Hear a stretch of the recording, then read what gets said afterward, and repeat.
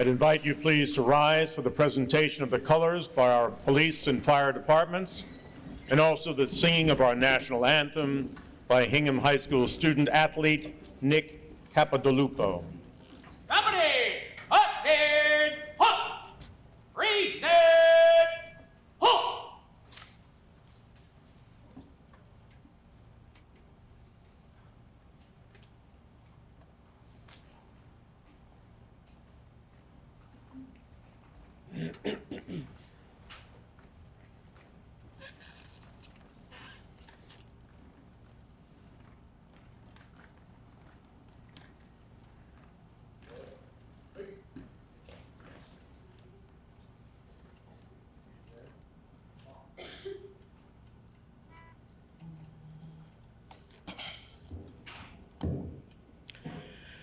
Oh, say, can you see by the dawn's early light what so proudly we held at the twilight's last gleaming, whose broad stripes and bright stars through the perilous fight o'er the ramparts we watched were so gallantly streaming, and the rockets regular, the bombs bursting in air, gave proof through the night that our flag was still there. Oh, say, does that star-spangled banner yet wave o'er the land of the free and the home of the brave? Order, halt!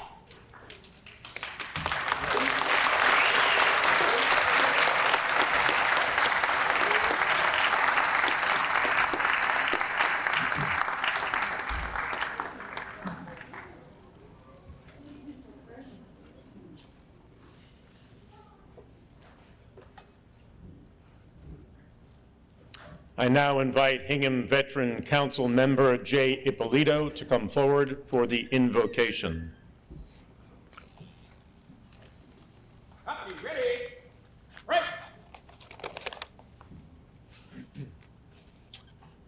Almighty God, we gather here today to honor those who have served our country so that we may continue to live our lives in freedom.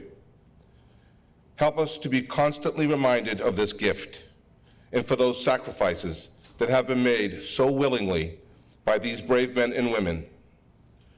We ask that you bless them always and help them to walk with courage and pride, knowing that they have done their part to keep us in a free and democratic society. Lord, we pray that you watch over them vigilantly and bestow on them and their families the peace, love, and joy that they inherently deserve. Amen. Amen. Recover. Please be seated.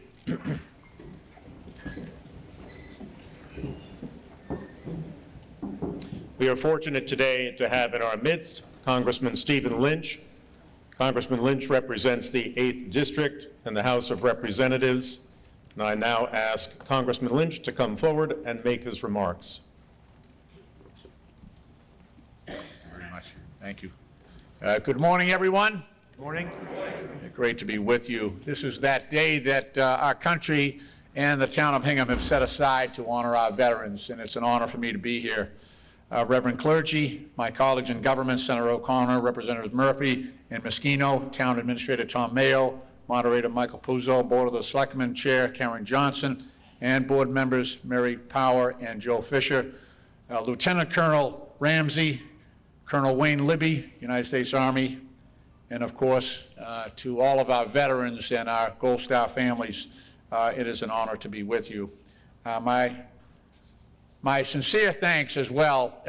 So I represent about 23 towns and 3 cities, about 727,514 people.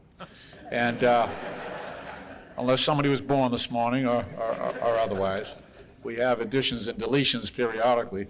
But I don't have a better veteran service officer in all of my district than your veteran service officer, Keith German.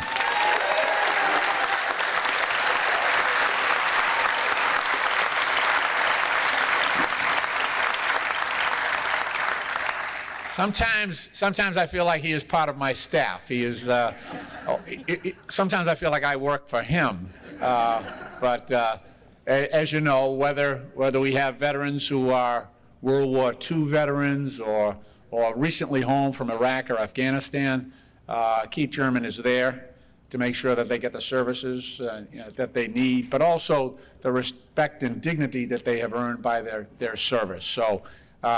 You have a wonderful team here in terms of your elected officials locally, the Board of Selectmen, moderator, right down the line, really wonderful, wonderful people that I think are dedicated to our veterans as well, so I really do appreciate it.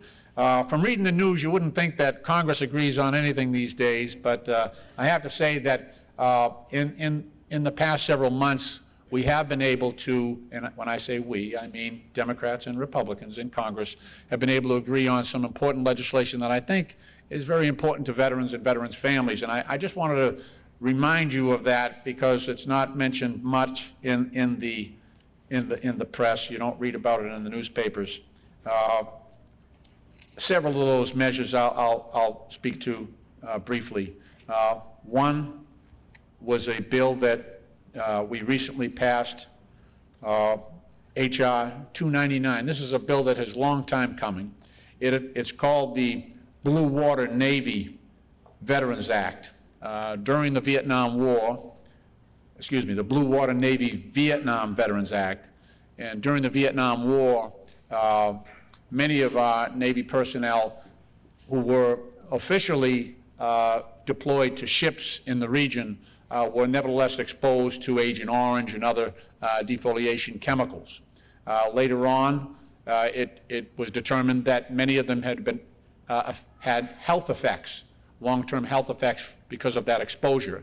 Yet because of their offshore deployment, even though on occasion they did come ashore, obviously, they were not eligible for the health benefits that they had earned. So H.R. 299 corrects that problem so that any veteran, Blue Water Navy veteran who has served in the Vietnam conflict would be eligible for the health benefits through the VA that they obviously deserve.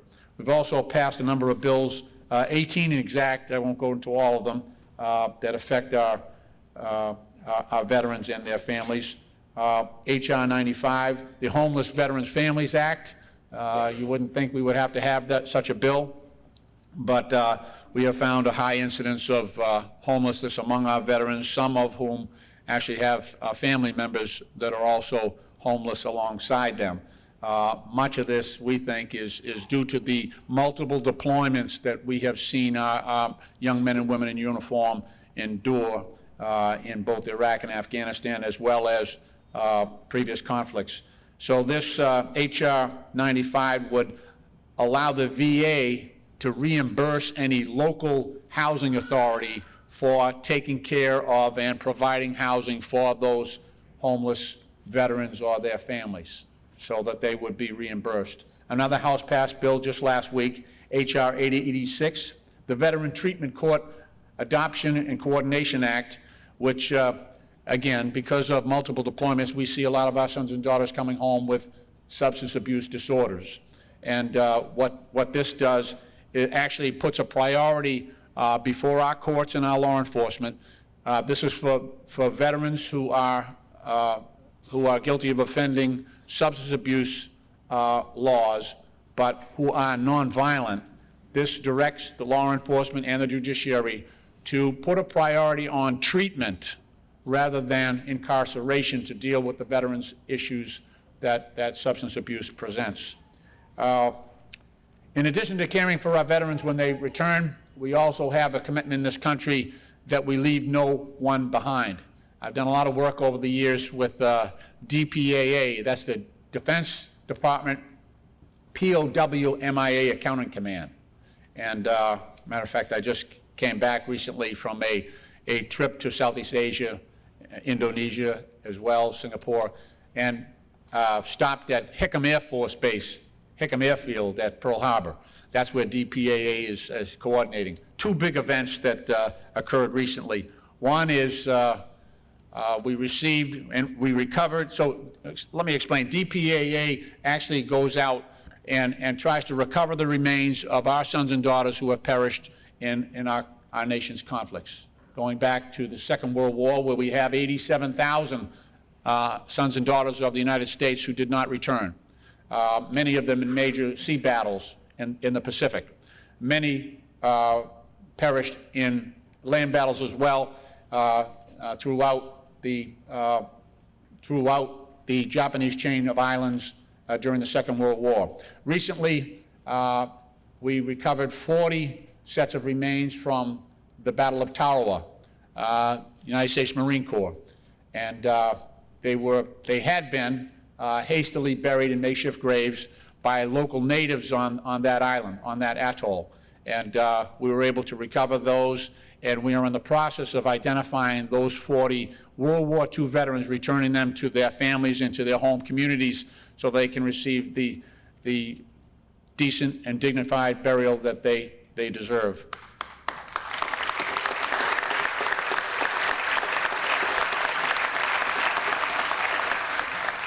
In addition, the Trump administration engaged in negotiations with Kim Jong-un, the Korean president, North Korean president, and came to an agreement there where 50 boxes of remains were returned from North Korea on the east and west ends of the Chosin Reservoir, where in 1950, about 1,000, actually 5,000 U.S. servicemen and women perished in the Battle of the Chosin Reservoir during about a 10-day period.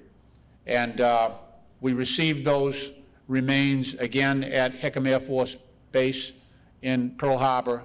And within the 50 boxes of remains, 50 boxes were, after DNA analysis, we discovered that we had the remains of 187 in those 50 boxes, 187 individuals, 50 of whom were actually Chinese, and those were returned to the Chinese government. But that still left 137 Americans who are being identified and will be returned to their families and to their host communities again. And that's some of the work that doesn't get noticed.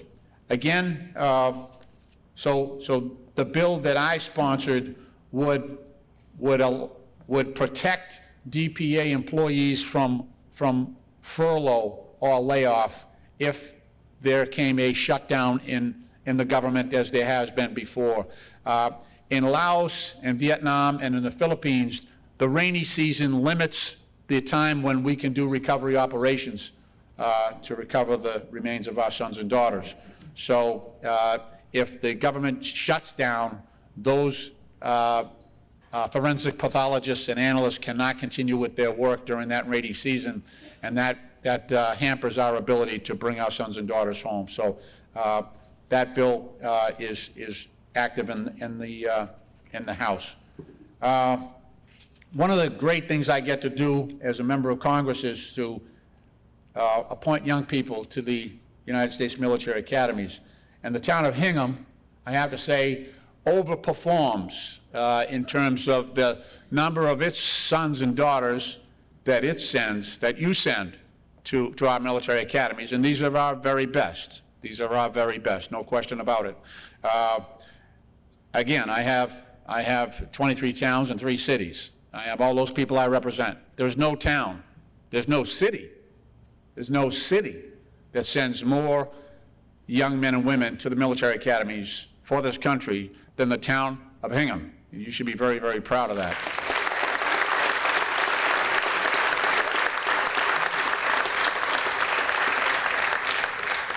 I want to recognize the ones who are actively here. I can't go into the graduates because the list would be too long, but Reed Schilb, United States Naval Academy, class of 2023, so he's brand new. His parents are Harold and Sherry, 3 Boulder Glen Road, Hingham High School.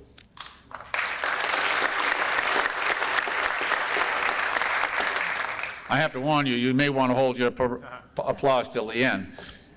Joseph J.T. German, United States Naval Academy, class of 2022. His parents are Keith, our VSO, and Lisa. He's also a graduate of Hingham High School, and I'm sure that Keith and Lisa are extremely proud of their son. Jacob Brody, United States Air Force Academy, class of 2020.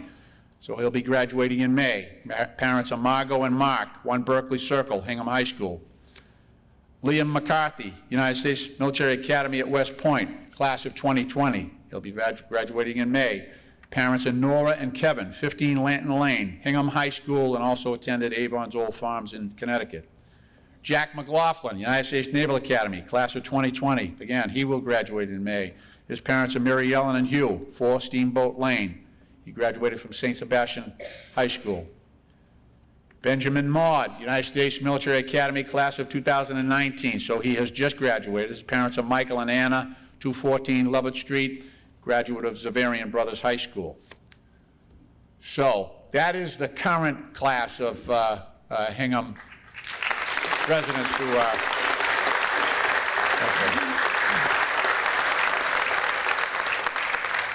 Okay. In closing, I just want to say why it is important that we are here today. And that is because we give honor to those who have served and sacrificed for our country. They have stood in our stead. They have sacrificed for all of us. And no one carries a heavier burden than our Gold Star families who are here today. I happen to live with a Gold Star sister. My mother-in-law, Helen Shaughnessy, Helen Bailey was her maiden name. She lost her brother, Arnie, World War II, his first jump, parachute jump over the Rhine in the very closing months of World War II. And he was 22 years old. So Margaret and I and my mother-in-law, we all lived together, right? It's a 3-decker in Southie. And so I have not carried that burden. I have not. But I have witnessed it on holidays and birthdays and special days. And my mother-in-law, Helen, who's 94 years old, God bless her, and still driving. Charlie Baker just approved her license for another 5 years. I've been trying to get that license away from her forever, and Charlie goes ahead. She loves Charlie Baker because he just gave her license till she's 99, so stay out of Southie.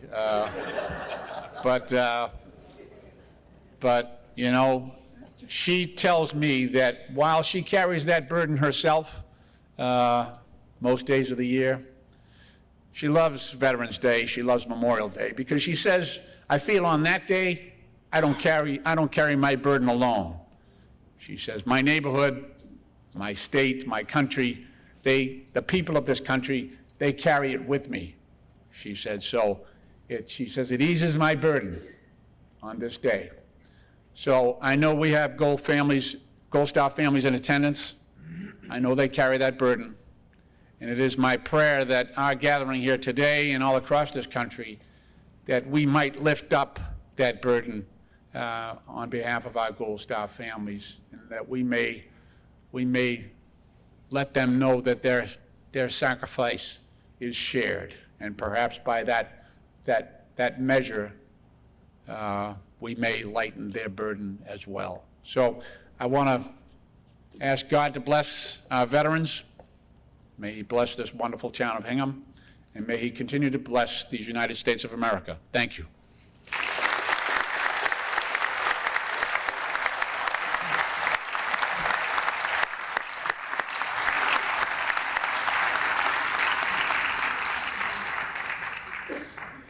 Thank you, Congressman Lynch. I'd like to recognize also other elected and public officials who are with us today or who were with us earlier for the Veterans Breakfast, which was served across the way by Hart Brothers. And they include State Senator Patrick O'Connor, State Representative Joan Moschino, State Representative James Murphy, the Chair of our Board of Selectmen, Karen Johnson, our Selectmen colleagues, Mary Power and Joe Fisher, Town Clerk Eileen McCracken, Town Administrator Tom Mayo, Assistant Town Administrator Michelle Monsieur, our Chief of Police Glenn Olson, and our Fire Chief Stephen Murphy. Thank you for being with us today. I'd like to pay special tribute to the Hingham High School Band. Of course, today is a day when many teenagers would probably like to sleep. But as is characteristic of this town and our respect for veterans, the Hingham High School Band is here today. They're here every year faithfully, and they will perform under the direction of Brian Sincata, the Armed Forces Medley. And I'd invite the veterans in attendance to rise as your particular service song is played.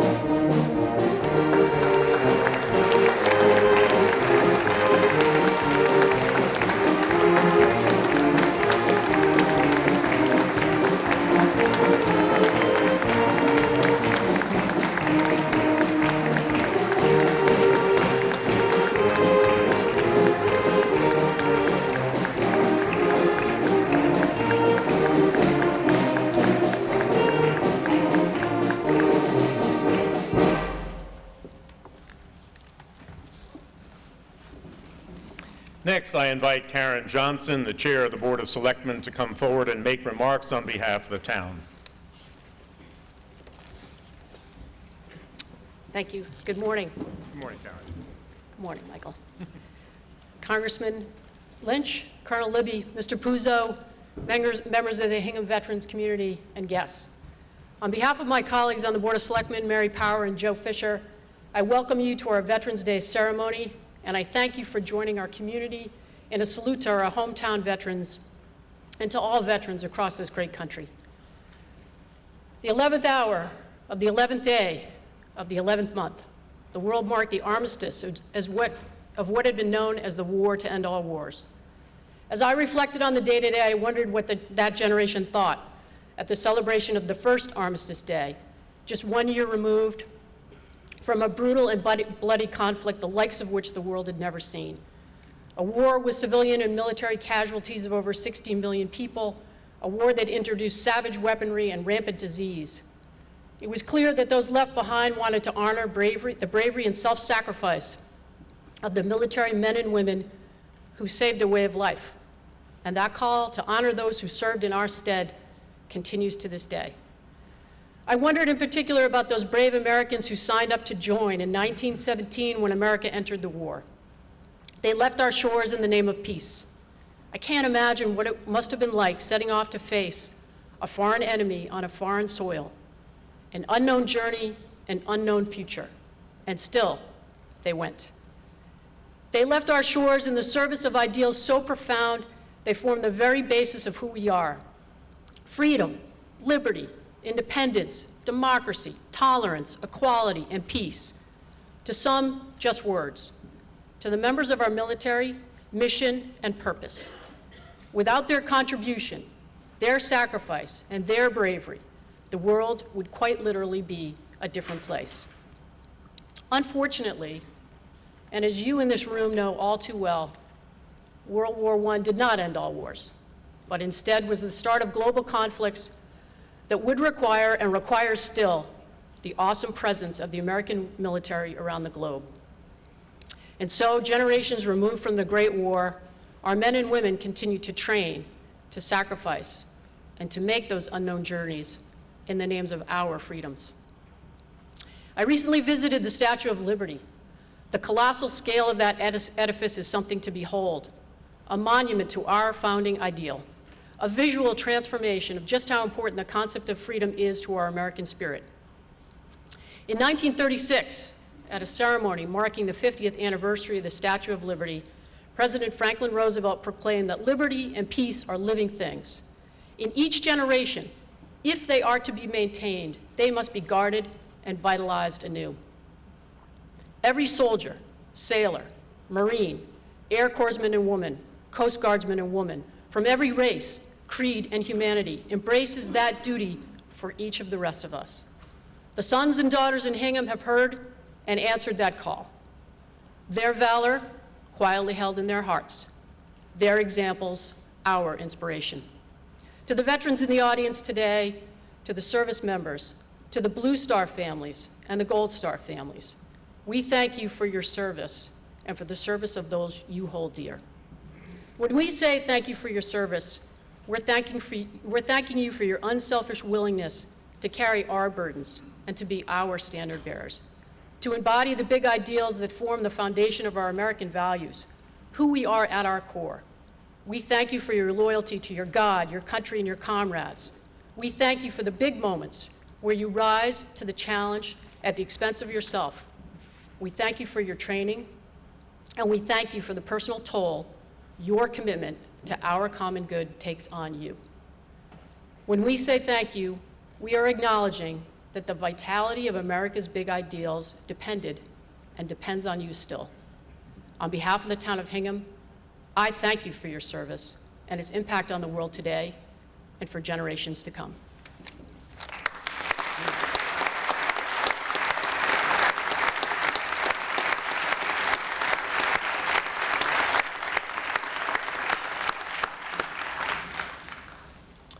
Next, I invite Lieutenant Colonel William Ramsey, United States Army and a former Veterans Council member, to come forward to introduce our principal speaker.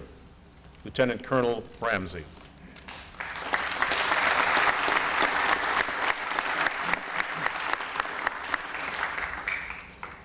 It is with great pleasure today that I introduce an officer that I have known for over 25 years, one of my closest friends, Colonel Wayne Libby.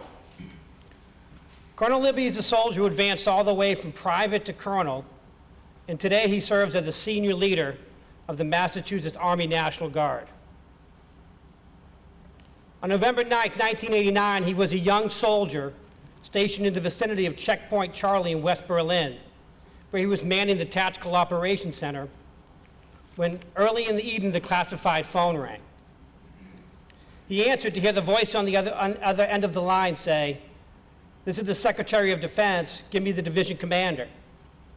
Hours later, he found himself part of history when he saw firsthand the Berlin Wall come crashing down and Europe and the world change forever. In January 1991, he found himself in the chaos of combat, deep in the Iraqi desert, providing artillery support for the 1st Armored Division during its famous left hook assault on Saddam Hussein's Republican Guard Tank Division during Operation Desert Storm. Today, having earned multiple degrees, he is considered one of the premier strategists in the National Guard and is directly involved in helping to shape the role of the Guard as a strategic force in today's military. As a leader, if one was to ask him, "What are you most proud of?"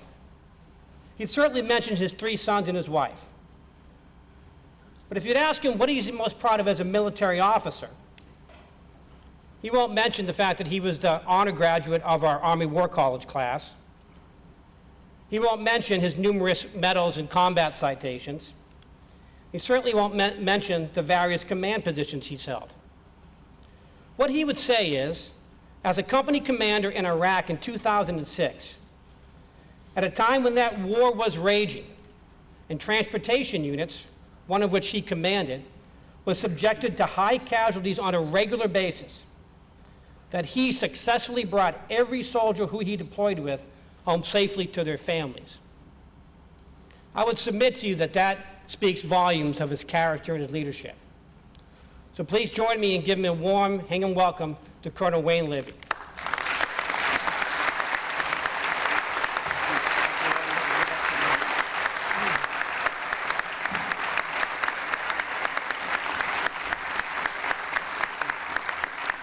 Good morning. Good morning.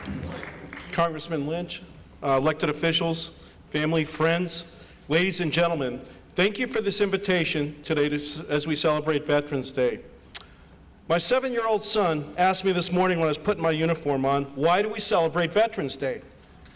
I responded to my son as a father that we celebrate Veterans Day to recognize all of those who have served and continue to serve our nation with honor and distinction. So why do we celebrate Veterans Day? As a citizen soldier, neighbor, veteran, I am grateful for the opportunity to speak and explain to you why I see Veterans Day as it is, a day of remembrance, recognition, and reflection. The spirit of our nation is best witnessed by the way it honors its veterans. For nearly a century, we have celebrated Veterans Day on the anniversary of the armistice that ended the fighting on the Western Front in World War I on November 11, 1918. In 1938, Congress made Veterans Day an official holiday. This year, we commemorate the 75th anniversary of the D-Day invasions and the beginning of the liberation of Western Europe during World War II. We remember the contributions of the veterans from that greatest generation, like Corporal Lawrence St. Laurent, United States Marine Corps. Each year we set aside this day across the country to celebrate and pay tribute to the veterans for their sacrifice, patriotism, devotion, and selfless service to this nation. Their oaths to the Constitution and service to each other brings distinct credit upon themselves, their families, and the communities they call home.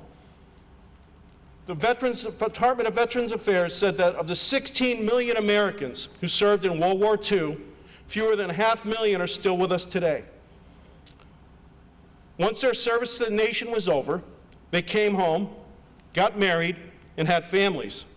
Our veterans continued to serve the fellow citizens and preserve their communities as police officers, firefighters, postal workers, nurses, teachers, doctors, lawyers, truck drivers, mechanics, and numerous other vocations from all walks of life. Some of them are in this audience today. Regardless of your branch, our veterans served in the Army, Navy, Air Force, Marines, and Coast Guard. This day belongs to them. Generations of patriots have dedicated themselves to the defense of our country. Like so many of our veterans today, I served in Europe during the Cold War. The 30th anniversary of the Berlin Wall is visual testament to the power of freedom that men and women, past and present, of our armed forces represent to people around the world. My conviction of the positive contribution to the members of our armed forces and to others, people around the world, is shaped by personal experience. Yes, I did serve in West Germany in 1989 when the winds of change began to blow and transform the world. My wife Joanna was born in communist Poland, behind the Iron Curtain, was able to study in the United States after the fall of communism. She is free because of the thousands of my fellow veterans who persistently represented and defended American values and ideals during the Cold War. As war has changed these veterans were changed for the better. They fought for peace and freedom. They fought for you, and they fought for each other. Veterans resisted tyranny, combated injustice, and stood by to render aid in the face of natural disasters and catastrophes. Veterans in the service they gave to our nation serve as role models to those of us currently serving in uniform, and we seek to emulate them. Ask any veteran you encounter to characterize their military service, and he or she will inform you that military service is, and always will be, about the soldier, sailor, airman, Marine, and Coast Guardsman standing next to you. Service to nation is a sacred calling. Only 5% of our population are veterans who wore the uniform and served the nation. The number of Americans currently serving in the military is less than 1% of our population. We serve overseas and work and live in every community across the country. We are your sons and daughters, your brothers and sisters, your husbands and wives, your fathers and mothers, aunts, uncles, cousins, friends, and neighbors. We represent the diversity that we have volunteered to serve and defend. Let me tell you about two members from Hingham currently serving in the military that I've had the honor of standing beside, Lieutenant Colonel Bill Ramsey and Captain Richard St. Laurent. Both of these natives of Hingham represent all that is exceptional with America and live up to the legacy of veterans who have served before us. Colonel Ramsey, a Judge Advocate General branched officer, and I received our commissions as second lieutenants 22 years ago and have continuously maintained our friendship and contact ever since. Bill has counseled me as a commander through my numerous command assignments throughout my military career and is a trusted legal advisor. We attended the Army Command and General Staff College and the U.S. Army War College together as classmates, something that doesn't happen very often. So, Bill, very honored to have you there with me. Bill deployed to Afghanistan in 2002 as a member of Brigade Combat Team assigned to the 82nd Airborne Division. He currently serves as a military judge and has served as a professor at the United States Military Academy at West Point. My brother in arms is one of the most respected Judge Advocate Generals in the United States Army.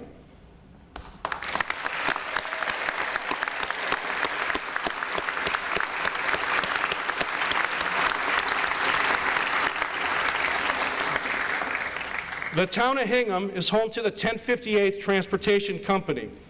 This unit participated in Operation Desert Storm in 1990, Operation Iraqi Freedom in 2003, and has provided soldiers for subsequent 164th Transportation Battalion deployments in 2006, 2010, and 2014. The 1058 Transportation Companies is one of the first units in Massachusetts always activated for disaster response missions supporting the Commonwealth. Captain St. Laurent, like his father, Sergeant First Class Larry St. Laurent before him, served in the 1058th Transportation Company. Captain St. Laurent and I deployed to Iraq together in 2006 with the 1060th Transportation Company in Framingham, Massachusetts. Rich served as my executive officer and my second in command. Assigned to Camp Taji, Iraq, just outside of Baghdad, our soldiers performed military convoys transporting supplies and equipment in and around Baghdad, every day during the surge of 2006-2007. 7 1060th Transportation Company soldiers became fathers during our deployment and made it home for the birth of their children. In 2007, I entrusted Rich with command of the 1060th Transportation Company on the battlefield for 3 weeks so that I could return home briefly for the birth of my son Alexander. Upon returning to Camp Taji, I found Captain St. Laurent doing what he does best, taking care of soldiers and accomplishing the mission. Like the unbreakable bond between the veterans and this audience and those they have served alongside of, I have and always will have a place in my heart for Captain St. Laurent, my brother in arms, and will share a foxhole with him.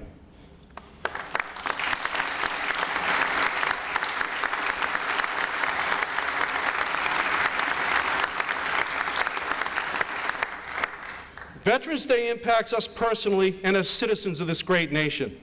For my children, Veterans Day is a personal celebration of my military service to nation and Commonwealth. For me, Veterans Day is a moment to reflect upon my grandfather's service in World War II, my father's service in the Korean War, and my uncle's service in Vietnam. It is to remember and honor the soldiers that I have had the honor of leading and serving alongside of during my own wartime service. It is to recognize the thousands of my fellow brothers and sisters in arms who are currently deployed and fiercely defending our national interests and our honor. For many of you, Veterans Day is also a personal connection to the loved ones and service of this nation. I want to thank the Korean War veterans and let you know that you did not serve in a forgotten war. Veterans and those of us still in uniform recognize your sacrifices and are inspired by the legacy that your service to this nation represents. I want to recognize the Vietnam veterans and thank you for your service. It was your generation of veterans that taught me how to be a soldier 33 years ago during basic training and led me on the battlefields during Desert Storm. It was a Vietnam veteran, my Uncle Bob, who pinned the gold bars of a second lieutenant on my shoulders when I became an officer. The Vietnam Memorial Moving Wall circulated through Massachusetts this year and was set up in several communities, recognizing the contributions to the men and women who served in that conflict. Of the 58,320 names on that wall, 5 of them on that wall are veterans from Hingham.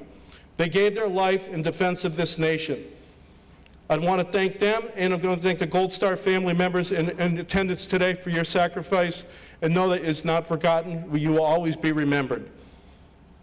I would be remiss if I didn't acknowledge and recognize the service of veterans who are served aboard a ship or on a remote outpost or in an embassy around the world.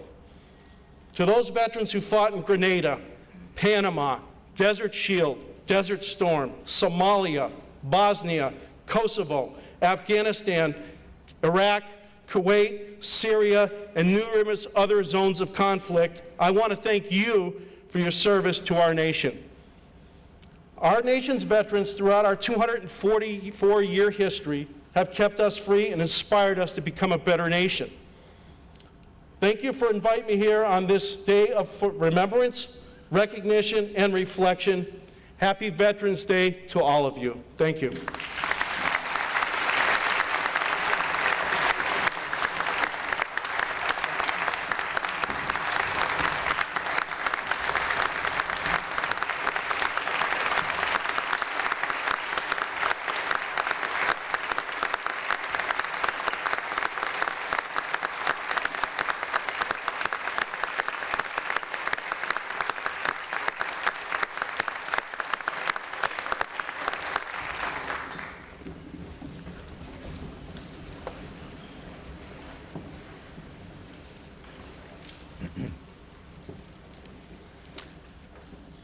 Having just taken your seats, I'd invite you to stand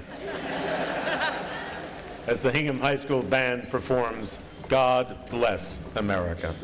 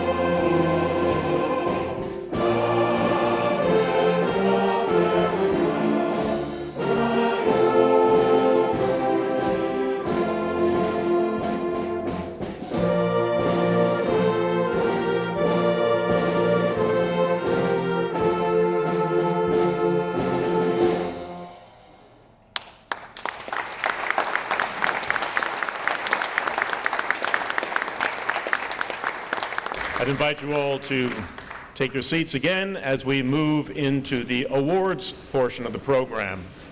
Now, we have a lasting tradition here in Hingham in which the recipient of the Veteran of the Year award from last year's recognition of Veterans Day makes the presentation to the recipient of the Veteran of the Year award this year.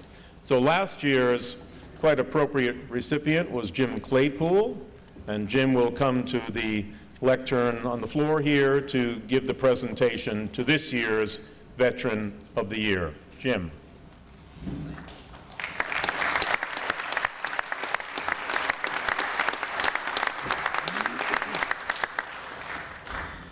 Duty, honor, and country.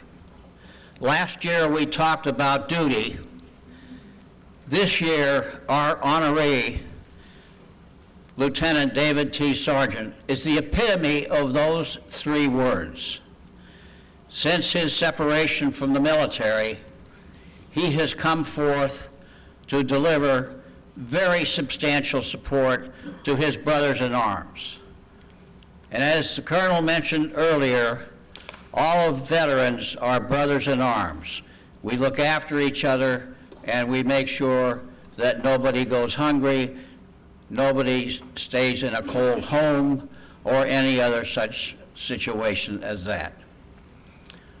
Our honoree graduated as a second lieutenant, was commissioned as second lieutenant, and was sent to Fort Carson, Colorado, as part of the 3rd Army, the Red Diamond Division, 1st Brigade, which, as I recall, at that time was a new organization of the Army, which provided for a brigade to have an armored support unit as well as aircraft who would be involved in the vertical envelopment of our forces when it was required in a combat situation, as well as the recovery of those wounded who were unable to get back to their unit because of the separation geographically.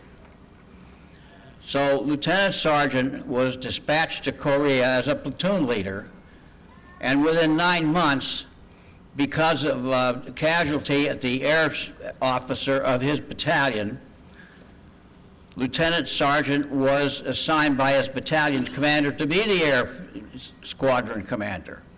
And he discharged that duty with dispatch and honor for many, many months.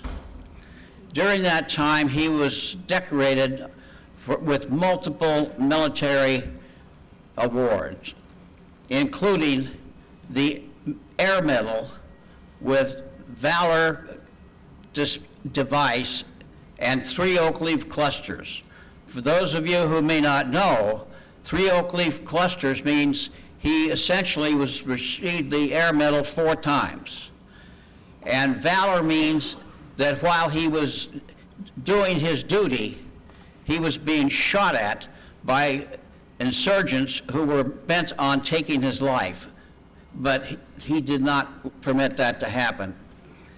So I think that it's very important to understand that Valor is a different sort of award that is accorded to those people who are under hostile fire and who are the recipients of a great deal of adverse, to say the least, conditions while they're in combat.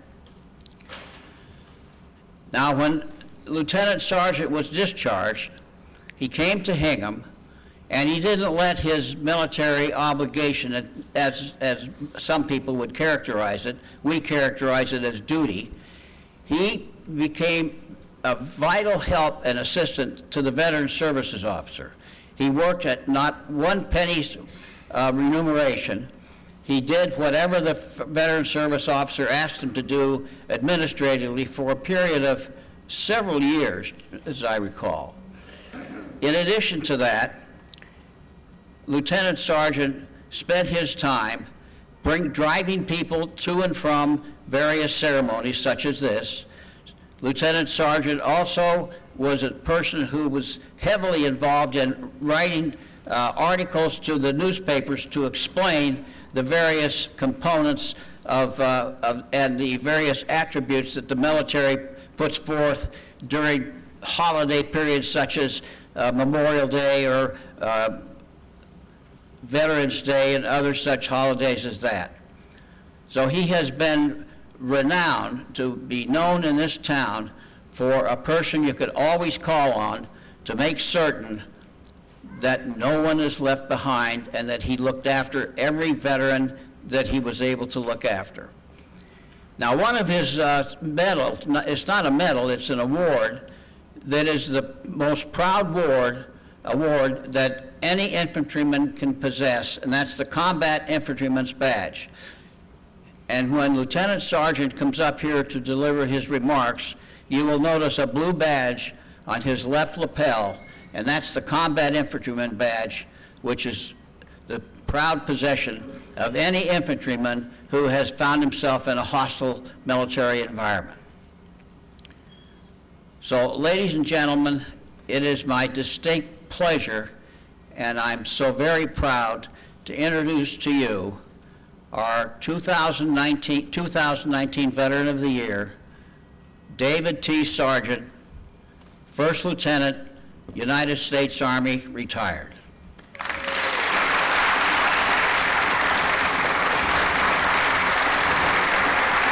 Give me a hug.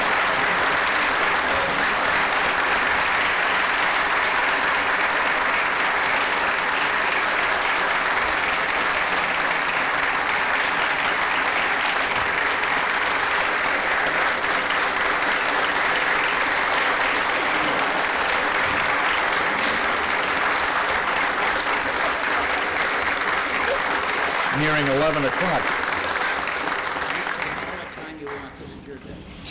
Thank you, everybody. It's very humbling to be in this position. I have 2 terms as a veteran. Everybody hear me all right? Yeah. I have 2 terms as a veteran. One spanned 40 years, from 1969 to about 2009, and the other one started then and runs to today. So that's 2 terms. And the second term was initiated by none other than Senior Chief Petty Officer Keith German, who found me.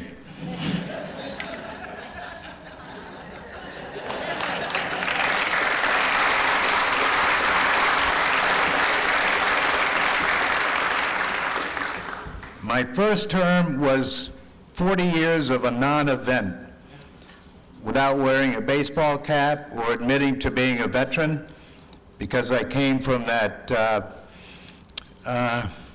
doesn't really matter, but I wasn't a veteran then. And Senior Chief Petty Officer Keith made me one. So did the men sitting in these rows in front of me, who brought me on board and told me what I was supposed to be doing, and I followed orders, and that got me here. Thank you. But I've not done anything more than any other veteran. I do what I can, and we all do what we can.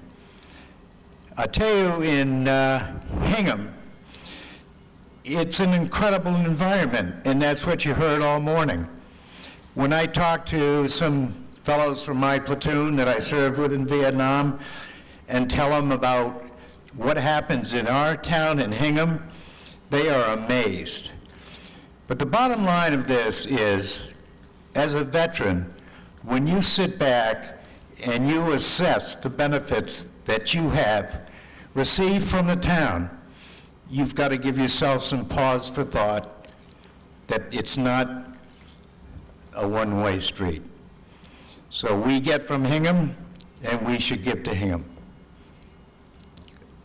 That's how simple I think it is. I'm humbled. And this goes right up here. And Captain Claypool, this badge was only given to us if we had to throw it to the enemy when we ran out of ammunition. Thank you for your patience, everybody. Thank you. Stand fast, Lieutenant. Stand fast.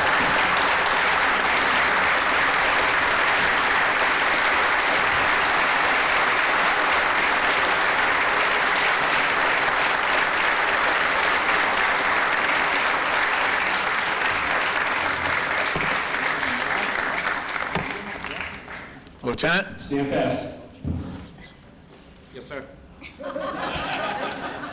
As a member of Congress, on occasion, I get to flag over the Capitol on special occasions, and I think this is one such occasion. This flag, the flag of the United States of America, was flown over the United States Capitol at the request of the Honorable Stephen F. Lynch, member of Congress. This flag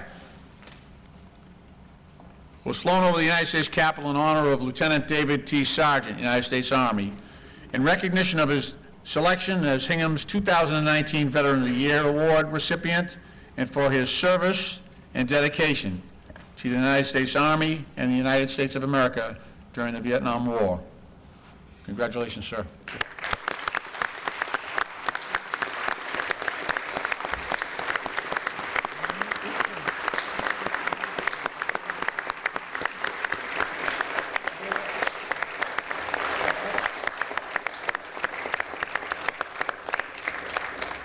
Also, just a personal gift of really neat pair of blue cufflinks that go with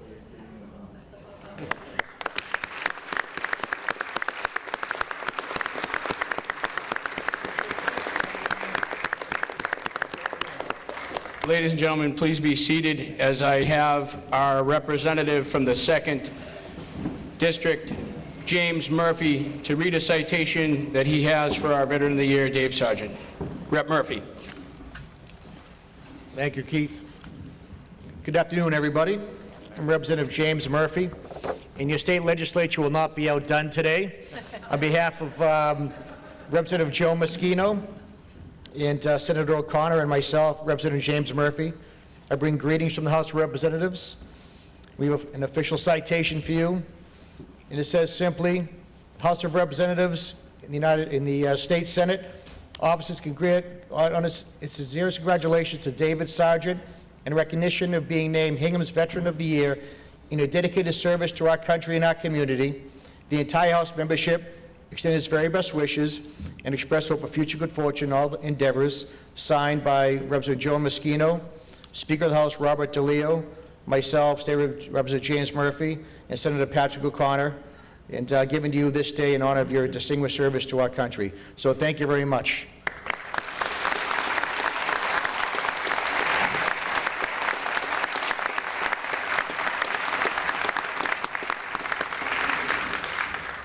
Thank you, Captain Claypool, Congressman Lynch, and Rep. Murphy. The town of Hingham will now present a certificate of appreciation, their coin of excellence, and the gift to today's principal speaker, Colonel Libby. If I could have the Board of Selectmen make those presentations. Thank you. Colonel, with our thanks.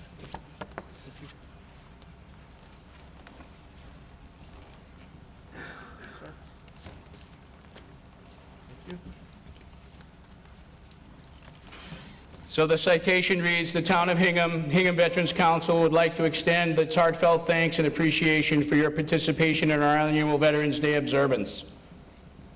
Each Veterans Day should be a time when America stops and remembers the brave men and women who have risked their lives for the United States of America. As President Dwight Eisenhower said, quote, "It is well for us to pause, to acknowledge our debt to those who paid so large a share of freedom's price. As we stand here in grateful remembrance of our veterans' contributions, we renew our conviction of individual responsibility to live in the ways that support the eternal truths upon our nation's founded and from which flows all its strengths and all its greatness." End quote. Colonel Wayne R. Libby, United States Army, thank you from an appreciative town and the Hingham Veterans Council on this day, 11 November 2019, signed by Director of Veteran Services, Veterans Council Chair, and Board of Selectmen Chair. Thank you, sir.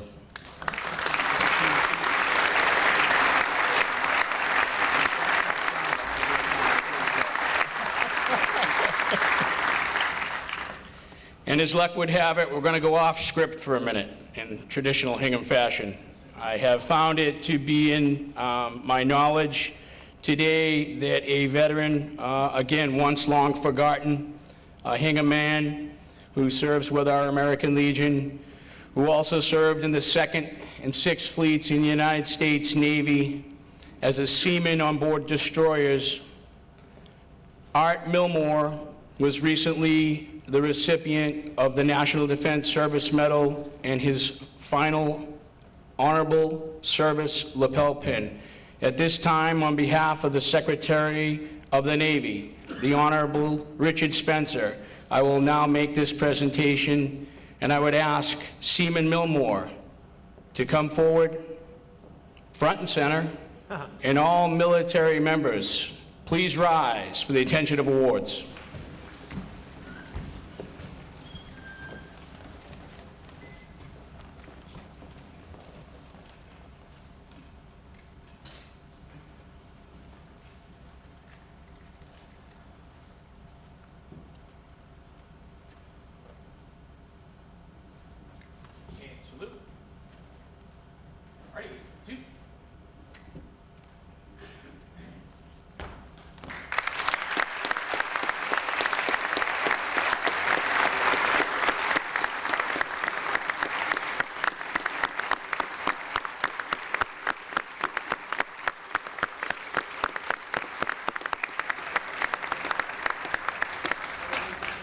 Thank you. Please be seated. For our final award, a proclamation from the Honorable Charles D. Baker, Governor of the Commonwealth, read by Hingham High School Veterans Appreciation President Claire Cassell.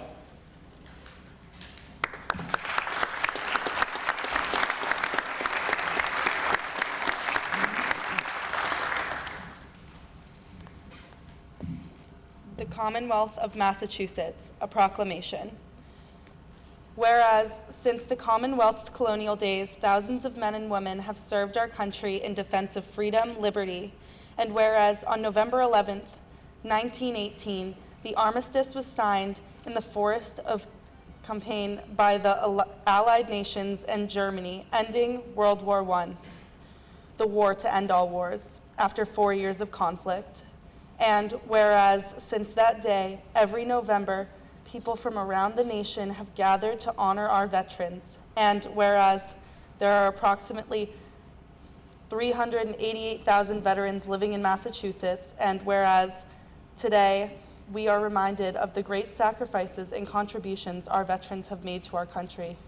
And whereas we honor and salute those who have served our country throughout the generations with honor, patriotism, and courage. And whereas it is appropriate that all Massachusetts citizens remember the bravery of those who served their country, so that their dedication and sacrifices serve as a reminder of the cost of our freedom.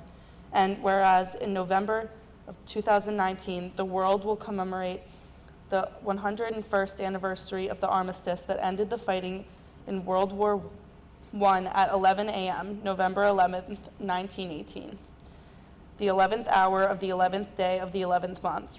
Now, therefore, I, Charles D. Baker, Governor of the Commonwealth of Massachusetts, do hereby proclaim November 11th, 2019 to be Veterans Day, and urge all citizens of the Commonwealth to take cognizance of this event and participate fittingly in its observance. Given at the Executive Chamber in Boston, the 11th day of November in the year 2019, and of the independence of the United States of America, the 243rd, by His Excellency Charles D. Baker, Governor of the Commonwealth, Karen E. Polito, Lieutenant Governor of the Commonwealth, William Francis Galvin, Secretary of the Commonwealth.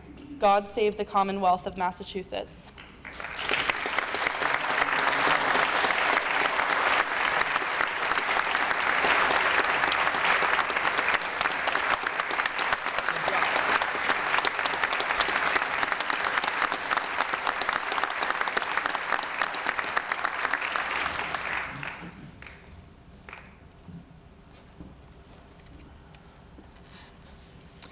I'd ask you all please to rise, and J. Ippolito will return to give the benediction after which I would invite you to remain standing as we retire the colors and hear a bagpipe rendition of Amazing Grace.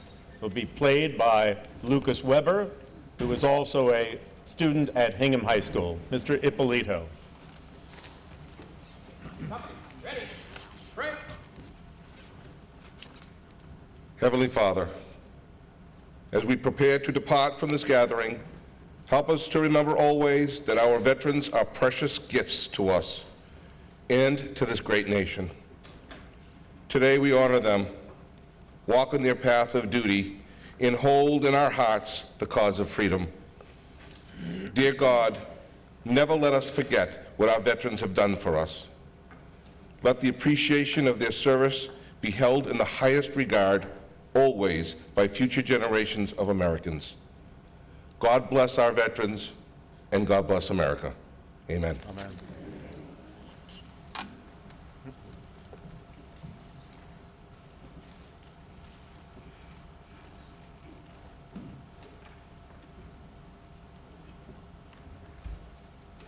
Company, hunting, hunt!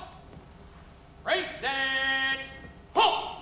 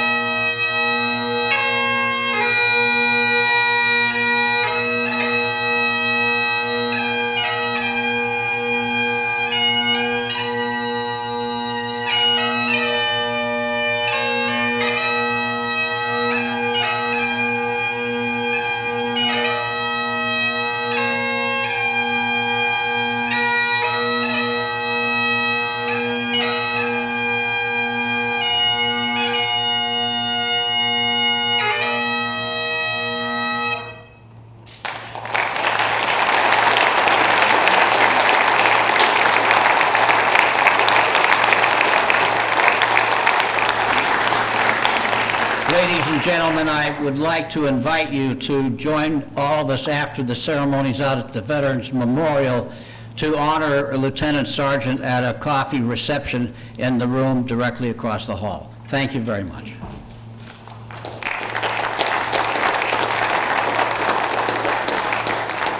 And invite all of us to reassemble outside at the Veterans Memorial for the traditional wreath-laying ceremony.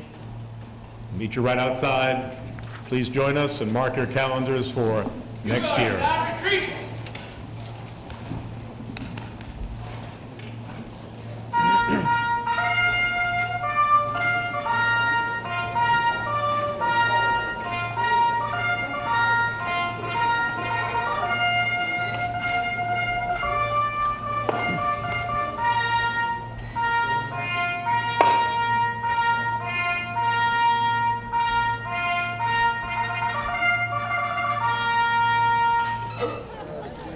Bugler!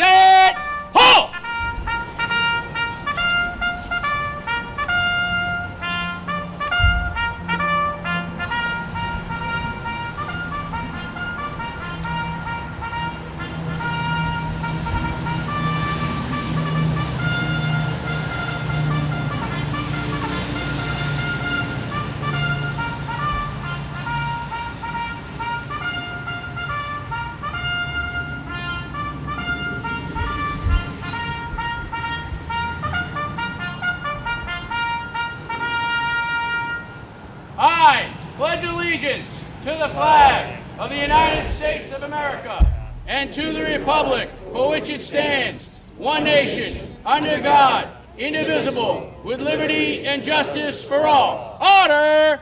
Arms! Firing detail, make ready! Advance! Wreath! Okay. Take the wreath, sir. Just escort him up there, Karen. Ready? Forward.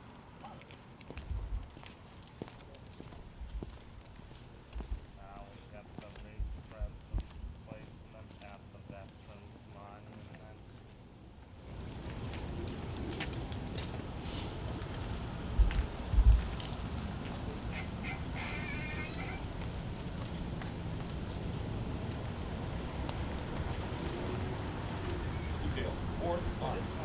Reset! Hold! Ready. Aim. Fire. Fire! Aim. Fire.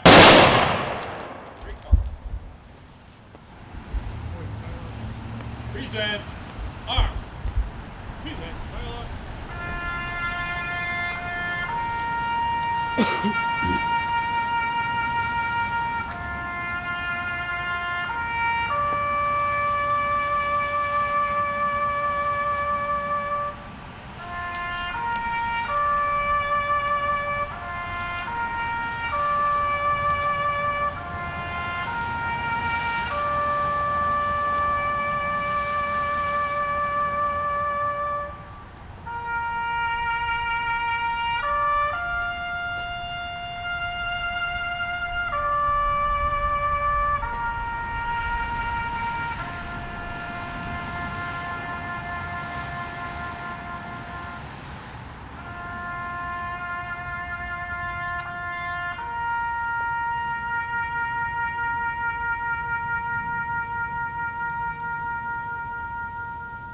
Order!